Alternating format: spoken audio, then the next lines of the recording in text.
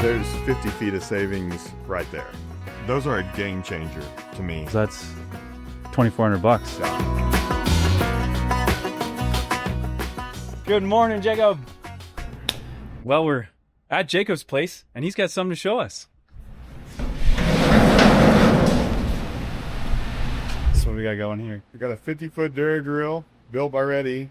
RedE scales on the cart, all stainless, and no conveyor, Canadian style. Okay, let's see this thing.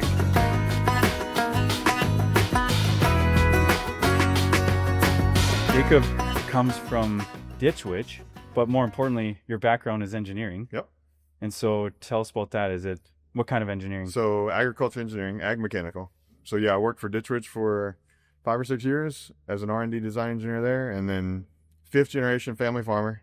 So came back home and started farming with me and my dad, and so we're farming out here in western Oklahoma where it rains or doesn't rain. Mm-hmm. But at the same point in time, knowing the capability of what the equipment can do, like I push it to the limit and make sure that I'm using it for all its value. So yeah, and you're not just going and buying the latest and greatest. You're using something that's existing. Exactly right. Yeah. And then you're upgrading it to perhaps the latest and greatest through some sweat equity. You do it yourself, or you find us and we partner together on that. We'll talk about all the features that we see here from start to finish. Maybe start with the cart here. So 350 bushel cart. I bought all this a year ago, and it was rusted out. Everything needed to be rebuilt, fixer upper. Even the drill was on 7.5, so we changed it to 10. We put scales on it, all stainless meters, stainless tubes out the bottom. I'm not gonna say it's my forever drill, but like I don't plan on changing anytime soon. You went with that in mind, like I did. I'm gonna keep this thing. I'm gonna set this up the way I want it. Yeah, we wanted to try to go to the 50 foot for our rolling terrain here. We had a 42 before, and this came about a little bit newer, hydraulic drive. And so with that, it didn't come with section control. We added section control throughout the season this year on it just because of the cost of fertilizer and overlap that we had. And obviously we had the meters that were already set up for it when we rebuilt all that. So yeah, the guys came out, we pulled the tanks off. We did some cosmetic painting for rust and abuse that it had seen in its prior life, and threw the scales on, meters on, and like I said, all stainless steel plumbing underneath the back. We took the conveyor off of it because it was rusted out. And so we since just brought home a conveyor from you guys. We're going to put a stainless conveyor back on it. We typically use a field loader to load it because we're close enough around and that's faster for us. But there's a few instances, since this has a hydraulic assist and everything to load, that it would behoove me to probably put a conveyor back on it. And for value, I guess. Future down the road. Down the road. Yep. Yep. But now you're going to put a conveyor on it so you have that option. So we can do some field loading for a little bit that we need. But usually with the scales, man, after running it with the scales, it's so nice to be able to know what you have loaded. Like we're using it also to apply and record keeping for what we're applying from a fertilizer standpoint through any crop share stuff that we have or just for our own use, and knowing what we have left in the truck and what we need to get. But it's so nice to be able to load what you know that'll do the field. You show up to the field and then, hey, I haven't loaded any extra. I know I have enough. And the ease of mind of that is awesome. So coming off the cart here, we've got something going on here that's not from factory. So the hoses wear out and that hose is expensive. And so I've kind of come up with some manifolds and stainless enough on this that I saved myself 3 rolls of 2.5-inch primary hose by having a stainless manifold here, doing hard piping after it comes into the drill there, and then there's some stainless up the wings that we have that keep our hose segments shorter, but at the same time save some money on some 2.5-inch primary and only put it where it needs to bend. So yeah, that's close to $8 a foot. So if that's a roll is what? Yeah. Are they 100-foot rolls? Yeah.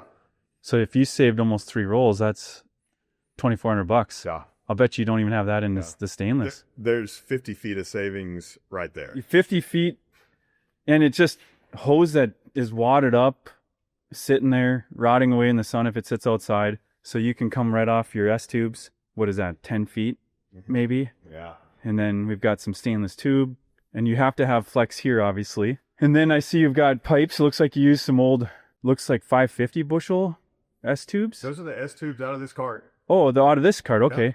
Yeah. So you repurpose those, and that's good because as the product comes out here and has to turn, it often wears on the curve. It does. So that means that'll last much longer. And the two that actually go to the center, which are the bottom ones there, those are just the S tubes cut off a little bit.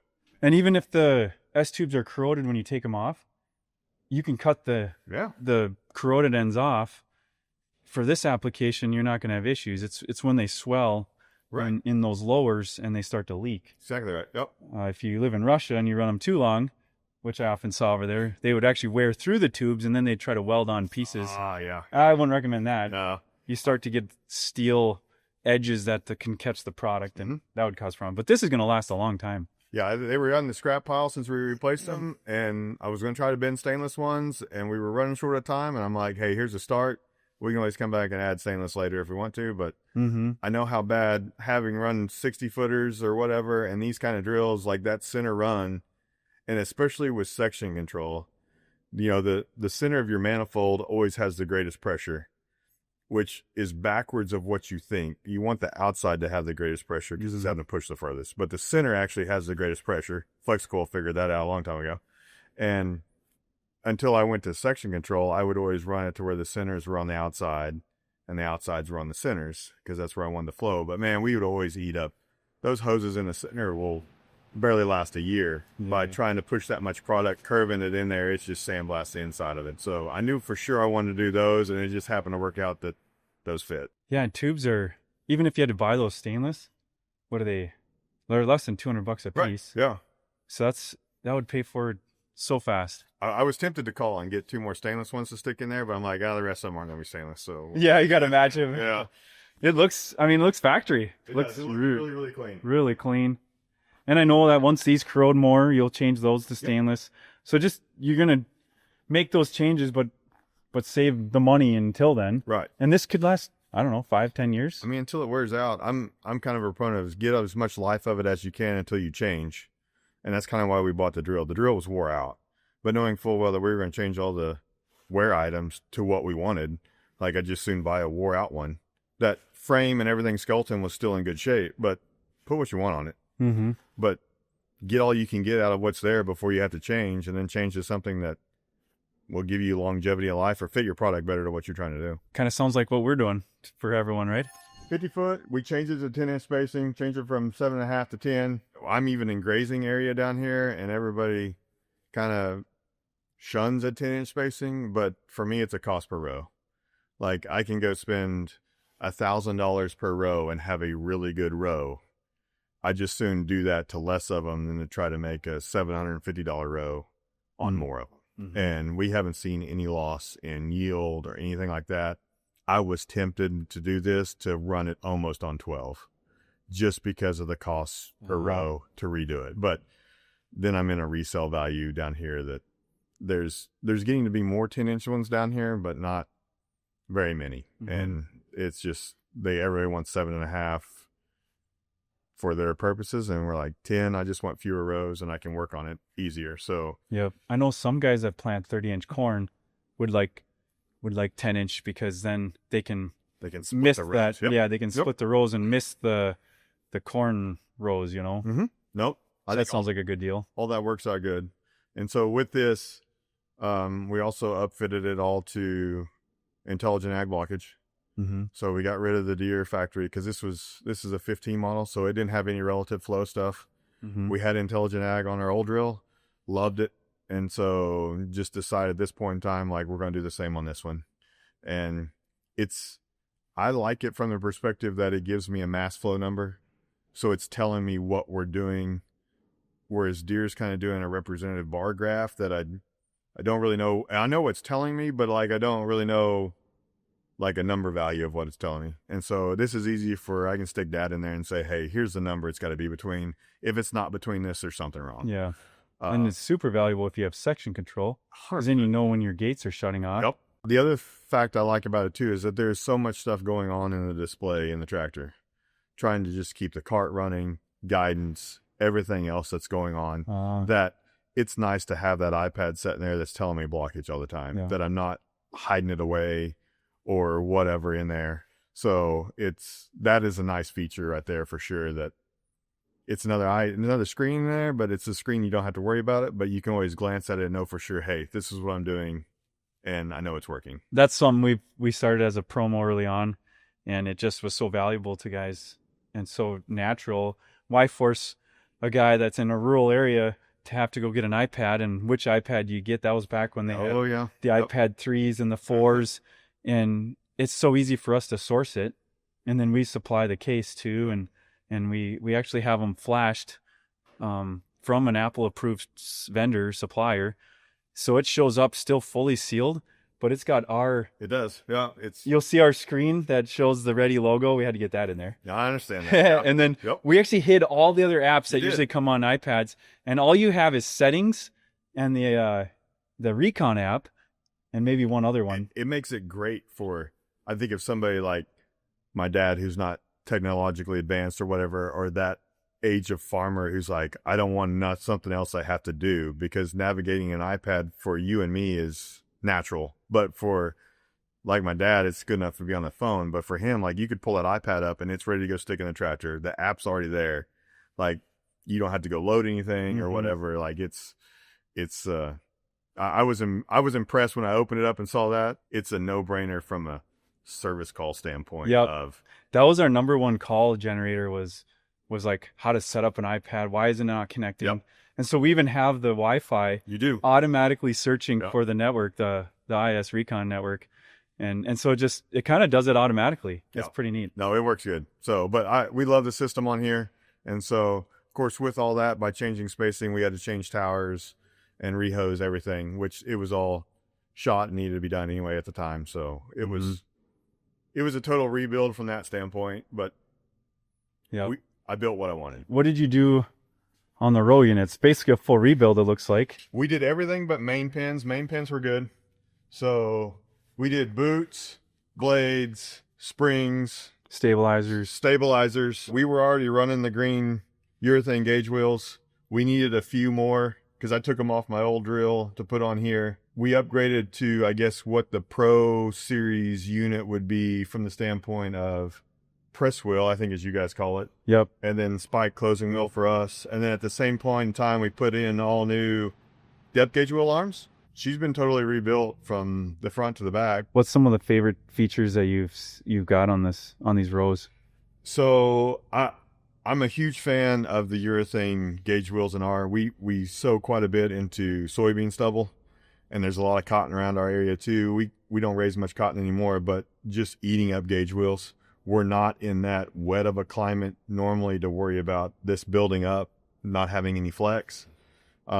I love those because we quit having any gauge wheel trouble or rubbers on that. We also went stainless steel seed tubes. Those are a game changer to me because you have the hose clamp that holds them on. You don't have that Chinese finger trap where you can't get the hose out in the field when something plugs up. I really like those. And then I'm a fan of the Eric's closing wheel, just from the stability with those that we have. How do you like the heavy duty closing wheel spring?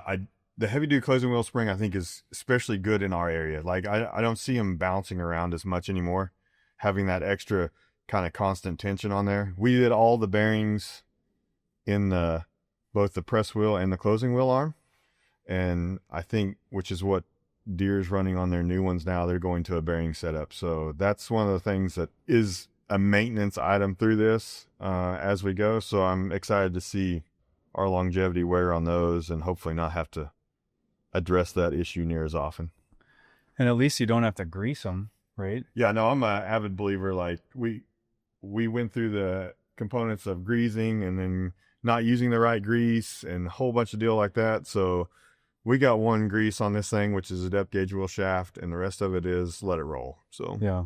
And we grease that once a season, and we didn't have any issues with those on our old drill after we replaced them. And so they've come a long way in that. It's just the non-greasing standpoint of it is nice. Now that we've looked at the rows and all that, there's also something else up there that we wanted to highlight, and it's the globe setup. Jacob, what do you got going there? Because I've seen it on machines before, but you're saying that John Deere doesn't necessarily make it easy to put that in.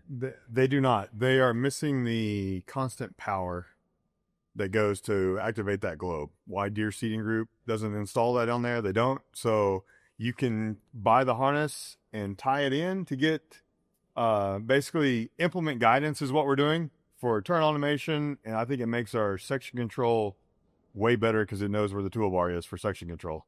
But with that, have to run another power wire to plug up to get your constant power through there. I added it to this one, but plug and play. They don't make a mount bracket for it, but that's where I put it.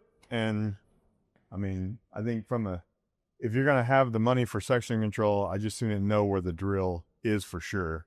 And that seemed to work great for us this year. Okay. Is that a harness you had to custom make, or you were able to buy one? You can buy the implement receiver harness through Deere.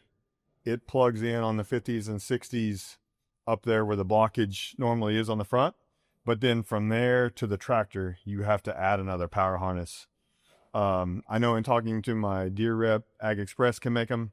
Or if you feel well enough, like you can run your own power harness up there to plug into the 3-pin connector on the back of the tractor. And you said you had to make a custom bracket too to mount it? Yeah, so I basically just drilled the holes in the top of the square tube to mount that there because they don't have a mount for a drill because I have no reason why, but they don't. So that's where I mounted it, where it's kind of tucked in out of the way. And you've noticed a difference? I noticed that I feel more confident in it knowing where the drill is through a turn because of the way we're turning, and then even using turn automation on the turn rows with it. It's driving the drill from a known set point receiver as opposed to a calculated value that it thinks it is by your numbers.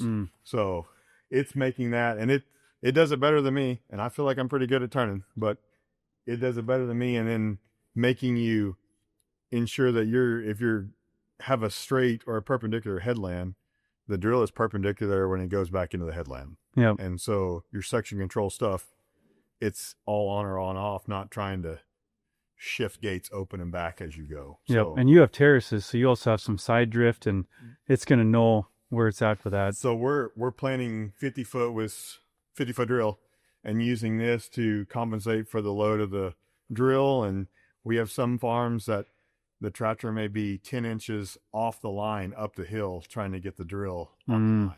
So, and you wouldn't know that if the globe was on the tractor. No, because you'd have a 10-inch overlap and you'd have a 10-inch skip. And the guys that have the mid-row banders, that if it's a 3-rank machine, I've had them tell me and complain that the drill shifts enough where it actually falls, every other seed rows falls in those mid-row bander rows and actually burns the seed.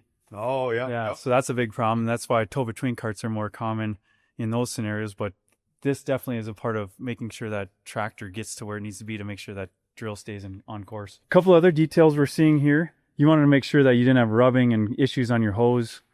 I'm a firm believer of Amazon spiral wrap, and just because we put actually all new hoses on this, which is a substantial amount of money to do that. And so with that, I saw this. I didn't like these were actually getting caught on the angle and still being able to wear on the hose. So some scrap 2.5 and a hose clamp.